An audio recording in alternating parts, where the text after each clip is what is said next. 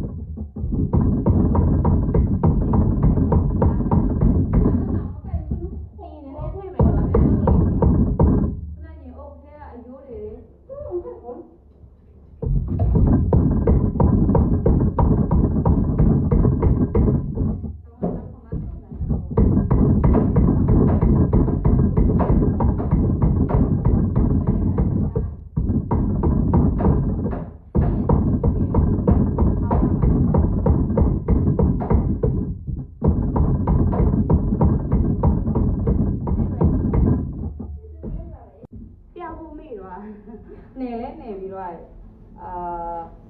လဲအမေလာလည်းနေပြီးတော့ထိုးနေအဲ့ချိန်မှာပဲကိုကအောင်းကဟိုကရိုက်ပြထားတာလေးဆိုတော့သိရတာအဲ့တော့ရုပ်ပတ်ဆောက်ကြောက်ရတယ်လေတမင်လားဒီဟိုဒီညဒီနေ့ဆိုတော့မရဲ့အမကြီးတော့မရဲ့တာကျဲသူက54မုံလေးငါဆက်နေရတယ်ဒီစကားပြီးရဆိုတော့ဘယ်လိုอ่ะခတိုင်းချက်တဲ့အဲ့ဒီငါနေချလာပြီအဲ့ဒီချက်သားပေါ့ငါနေချလာပြီချက်ပြချက်ပဲချက်အိမ်ချက်မင်းတို့ကချက်တပိတာဘယ်လောက်လို့ရှင်းလဲအိမ်ချက်ဆိုဘယ်လောက်လဲအိမ်ချက်ကိုတပိတာတဲ့သိနေ